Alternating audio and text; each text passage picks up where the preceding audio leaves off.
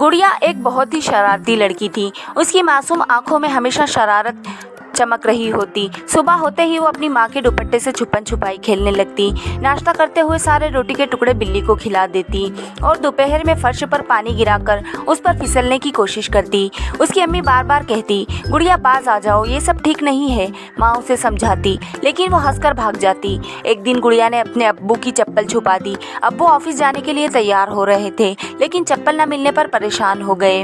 गुड़िया के अब्बू ने पूछा, गुड़िया मेरी चप्पल कहाँ है? गुड़िया हंसकर बोली, अब्बू आप पहले मेरे साथ पकड़म पकड़ाई खेलें, उसके बाद बताऊंगी। अब्बू मुस्कुरा दिए, मगर उन्हें देर हो रही थी, इसलिए वो जल्दी से दूसरी चप्पल पहनकर चले गए।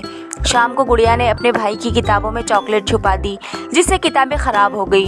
गुड़िया ये क्या किया तुमने? उसका भाई नाराज होकर बोला, लेकिन गुड़िया कहके लगाकर हंसने लगी। माँ रोज समझाती, बेटा शरारतें करना अच्छी बात नहीं है। अगर ये शरारतें हद से बढ़ जाएं तो दूसरों के लिए मुश्किल बन जाती हैं। लेकिन गुड़िया इस कान से सुनती और दूसरे कान से निकाल देती। फिर एक दिन गुड़िया की शरारत इस पर ही भारी पड़ गई। उसने घर के दरवाजे के हैंडल पर साबुन लगा दिया ताकि कोई भी इसे खोलते ही फिसल जाए। मगर हुआ ये कि सबसे पहले गुड़िया ही ने दरवाज़ा खोलने की कोशिश की और धड़ाम से ज़मीन पर गिर गई।